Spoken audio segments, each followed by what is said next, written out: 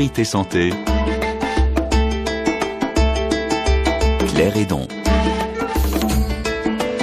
Bienvenue à tous ceux qui nous rejoignent pour cette deuxième partie de Priorité Santé. Aujourd'hui, nous sommes en Guinée, au CHU Donka, à Conakry, pour faire le point sur cette épidémie d'Ebola dans ce pays. Avec moi, pour en parler, le docteur Pépé Bilivogui, qui est directeur national de l'hygiène publique. Il est responsable de la surveillance au sein de la coordination de lutte contre Ebola. Youssouf Traoré, qui est président de la Croix-Rouge guinéenne. Marc Ponsin, coordinateur national urgence Ebola pour MSF en Guinée. Olivier Roger, journaliste à RFI, qui est là depuis une dizaine de jours et qui vient en Guinée depuis 1998. Le docteur Eladj Ibrahimba du service des maladies infectieuses au CHU Donka et Mohamed qui est un patient guéri.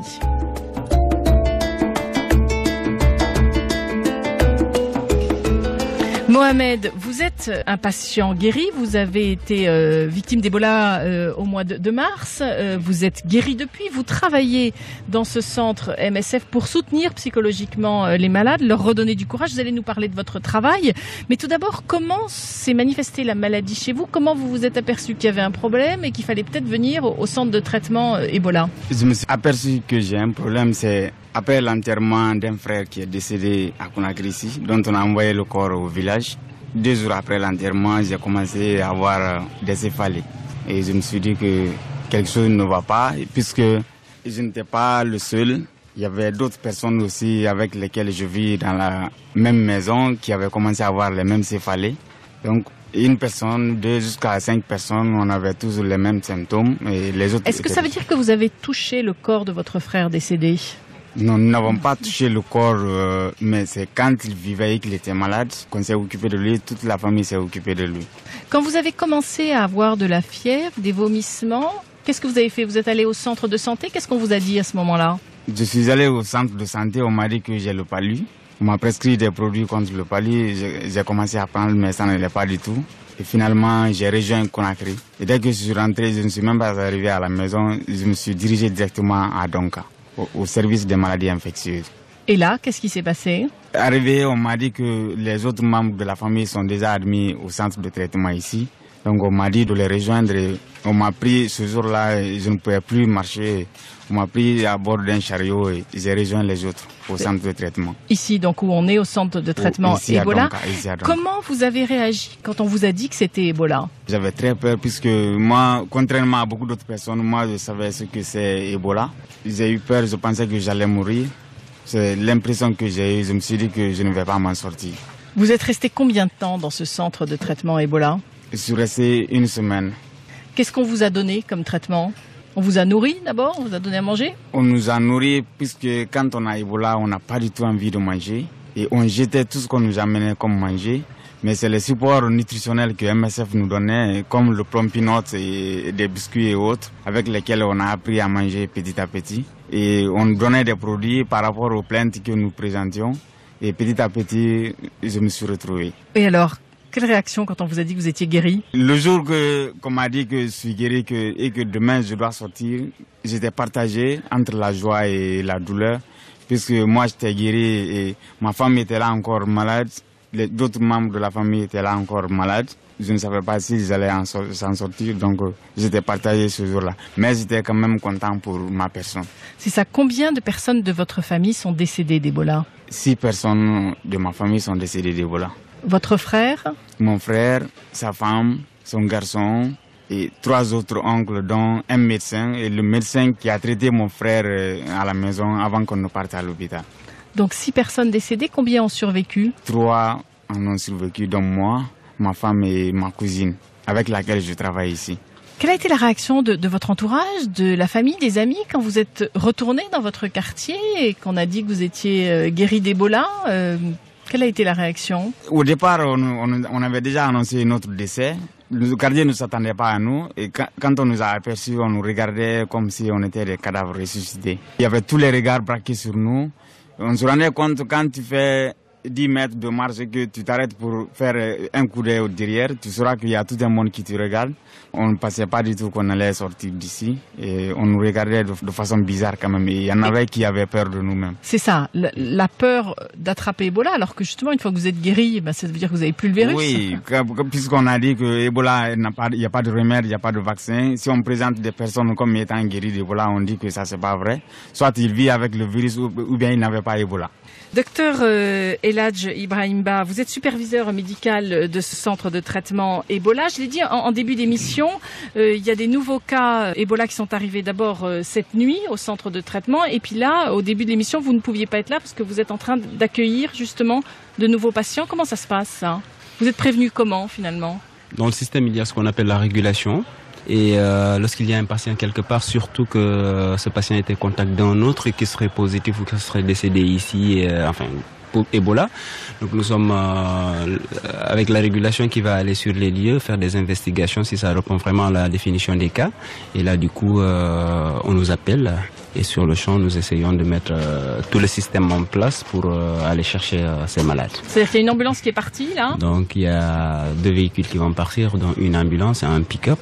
Qui vont partir, qui sont partis? On en est où, là? Non, ils sont déjà partis, ils sont déjà en route pour aller chercher les malades. Et ils vont revenir. Et là, en fait, ce qu'il faudrait que vous nous expliquiez un peu, parce que les gens ont du mal à comprendre comment ça fonctionne, un centre de traitement Ebola. Nous, on est au sein du centre de traitement. On peut tout à fait enregistrer cette émission sans prendre de risques, mais parce qu'en fait, l'endroit où il y a les malades est tout à fait sécurisé. Il y a tout un circuit quand le patient arrive.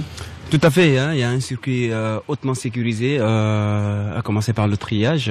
C'est au niveau du triage aussi, il y a une sorte de palissade qui sépare le côté médical du côté des patients. Vous avez peu de risques de vous infecter là-dessus. Donc les patients sont d'un côté et le personnel est de l'autre côté. C'est de là que s'effectue le triage, le débat et tout. Et après, si alors là, le personnel soignant n'est pas encore équipé, je dirais, en combinaison de cosmonaute. Par contre, il y a une distance de 2-3 mètres. Il y a une distance de 2 mètres. Le personnel n'est pas en PPE. PPE, ça veut dire équipement de protection personnelle, mais c'est un terme anglais. Donc on dira EPP. Là, le personnel n'est pas dedans complètement. Ils ont mis juste d'une paire de gants et probablement un masque. Là, c'est interroger le patient. Le minimum de gestes, on ne touche pas le patient parce que même si le patient vomit, on fait en sorte que ça ne pas être en contact avec les liquides et tout ça. Donc, mais si le patient répond à la définition des cas, eh bien, là, immédiatement après, il y a une équipe qui se prépare au niveau de la zone d'habillage ici pour entrer et réceptionner ce patient et l'installer. Voilà. Et alors là, il rentre dans ce qu'on appelle l'attente des cas suspects. En attente, on va lui faire un examen, une analyse biologique qui va permettre de confirmer ou pas Ebola. Effectivement, c'est un circuit qui fonctionne tout le temps. Un patient au triage, une équipe qui se prépare pour aller réceptionner ce patient. Le patient est installé en zone suspecte parce que tout ce qui entre ici sont des suspects jusqu'à preuve contraire. Et puis, vous avez immédiatement le labo qui est aussi sur le coup et qui entre pour faire le prélèvement et acheminer l'échantillon au labo. On a vu un des médecins là de l'Institut Pasteur de Dakar venir justement récupérer les prélèvements pour aller faire les analyses. Une fois que le cas est confirmé, quels sont les traitements? Parce qu'on a longtemps dit qu'il n'y a pas de traitement spécifique d'Ebola, mais ça ne veut pas dire que vous ne soignez pas les patients. Et c'est ça qu'il faut qu'on comprenne. C'est vrai qu'on on dit qu'il n'y a pas de traitement spécifique à Ebola, il n'y a pas de vaccin contre Ebola, mais on peut guérir d'Ebola dans la mesure où ce que nous apportons comme traitement ici, c'est un traitement purement symptomatique, c'est un support, c'est une aide. On accompagne le malade qui développe sa propre immunité. On est en train d'aider cette immunité à pouvoir se défendre contre ce virus. Et concrètement, on lui donne quoi? Le traitement, il est purement symptomatique. Si c'est un patient qui fait de la diarrhée, des vomissements, on donne des antiémétiques et on essaie de réhydrater la personne, essayer de restaurer le liquide perdu. S'il y a de la fièvre, on essaie de donner des antipyrétiques. Vous avez des patients qui sont en état de choc, on donne des antibiotiques. Et puis systématiquement, on fait une couverture antipaludique aussi. Voilà, parce que nous sommes en tropique, dans les zones tropiques. Ce qui fait que la plupart font le palu et puis voilà.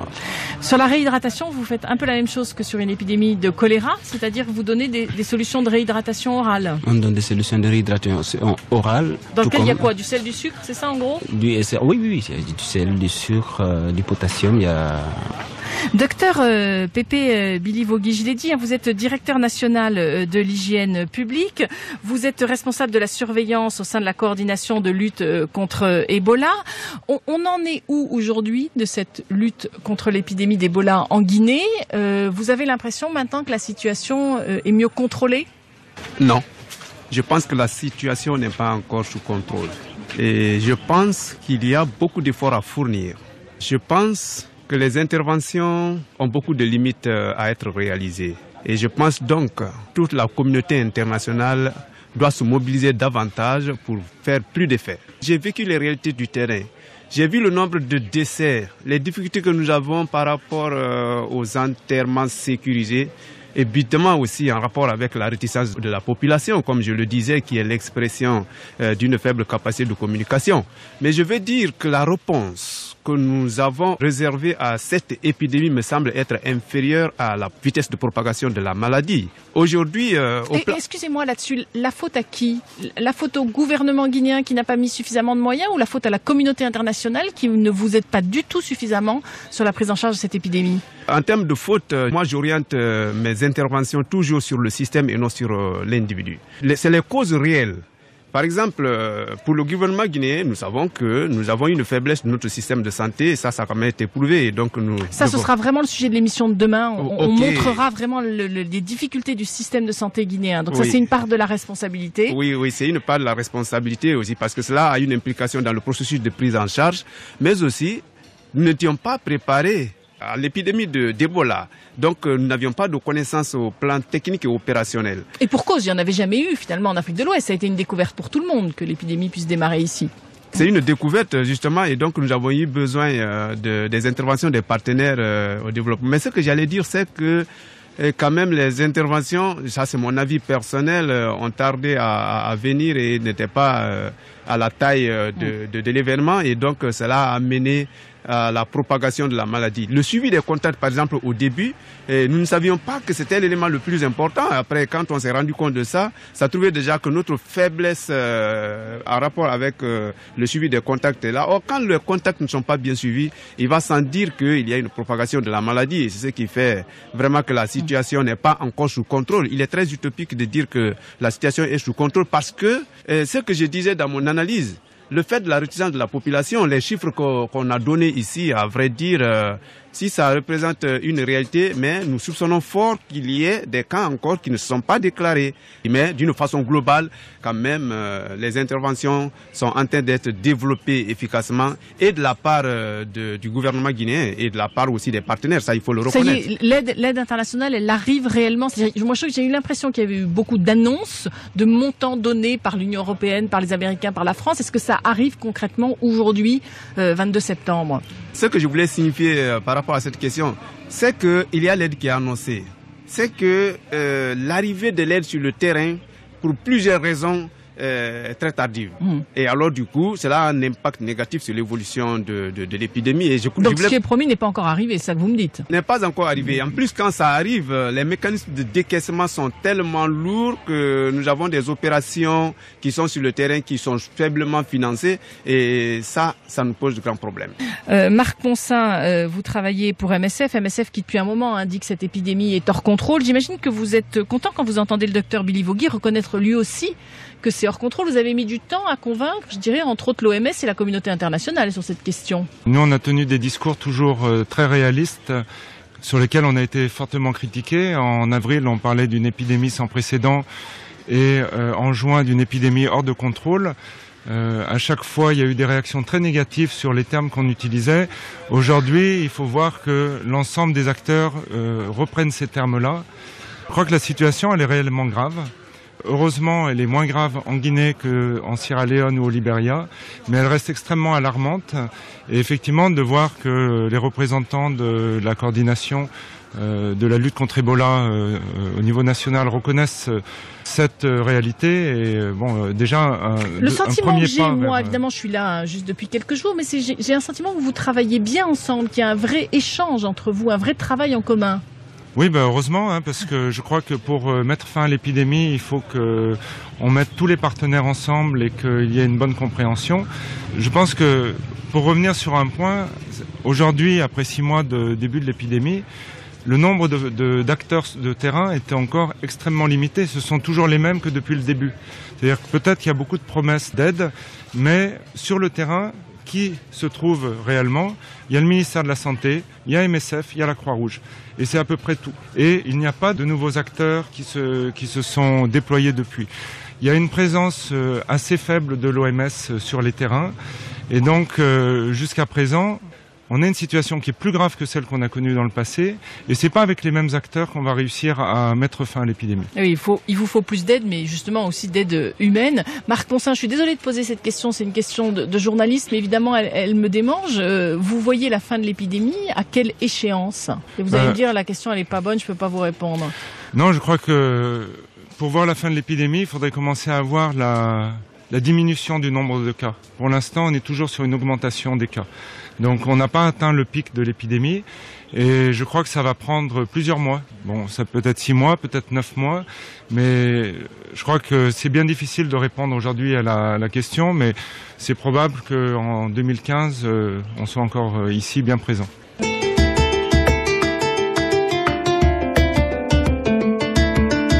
Priorité santé sur RFI. Aujourd'hui, Priorité Santé est installée au centre de traitement Ebola de Conakry. Mohamed, vous nous avez raconté votre histoire. Vous êtes ce qu'on appelle un patient guéri d'Ebola. Aujourd'hui, vous travaillez dans ce centre de traitement Ebola de MSF. Vous allez auprès des patients essayer de leur remonter le moral. Qu'est-ce que vous leur racontez? Parce que alors vous, si j'ai bien compris, à partir du moment où vous avez eu Ebola, vous êtes immunisé en gros. On ne peut pas l'attraper 2 fois. Oui, c'est ce qu'on nous a dit.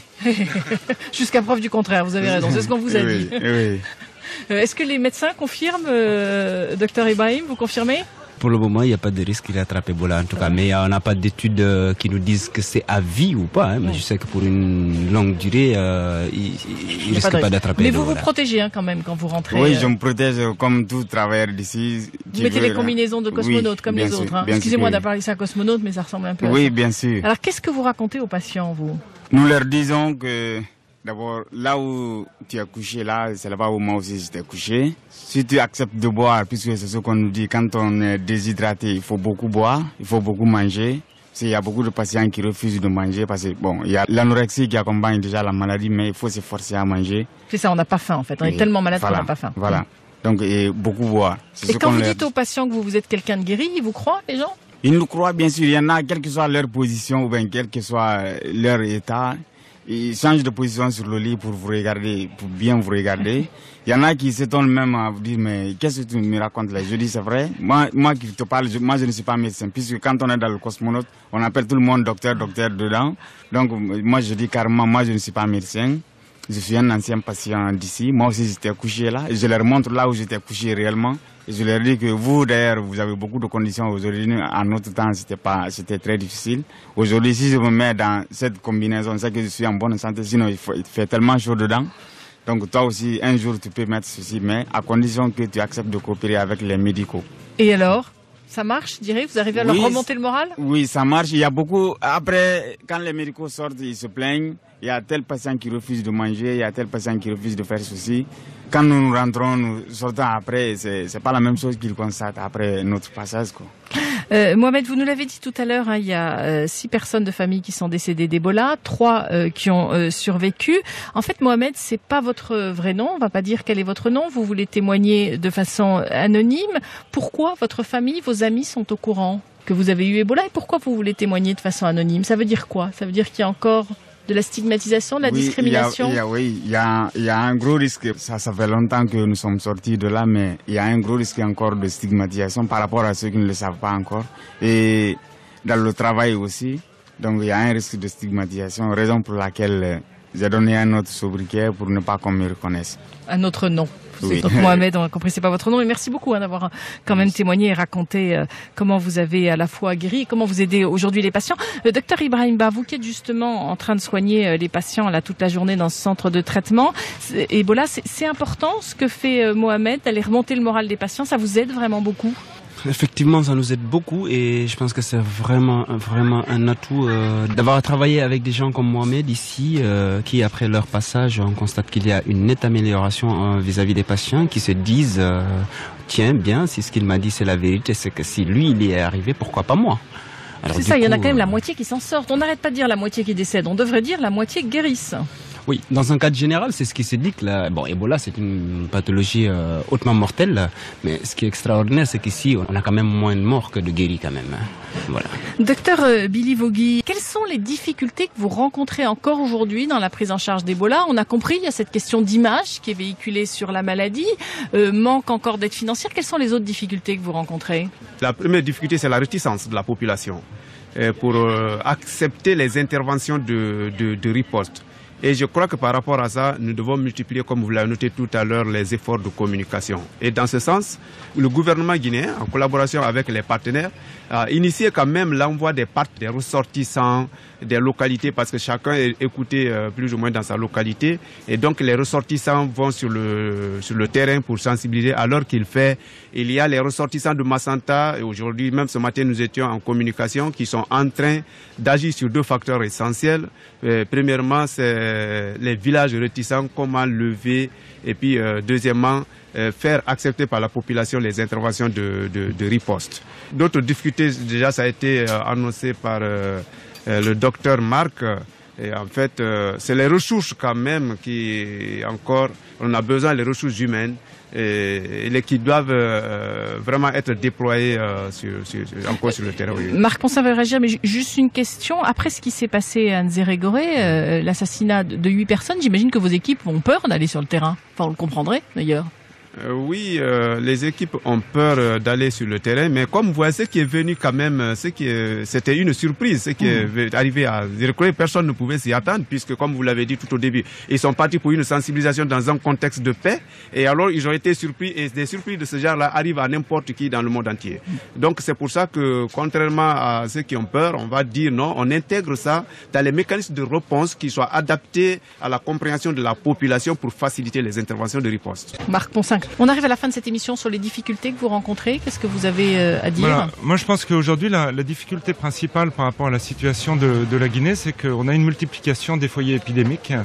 Vous avez parlé de 11 préfectures en épidémie, mais a priori, c'est aujourd'hui plutôt 13, voire 14, puisque nous avons une information d'un cas qui venait de Kindia. Mais il y a Donc eu c'est aussi... les nouvelles de cette nuit, là, juste... Voilà, c'est ça, mais il y a aussi Lola, il y a aussi Beila. Donc la grande difficulté, c'est de pouvoir déployer des équipes sur toutes ces zones-là. Des équipes médicales, des équipes de sensibilisation et des équipes de suivi des contacts. Aujourd'hui, on n'a pas les ressources humaines nécessaires pour le faire.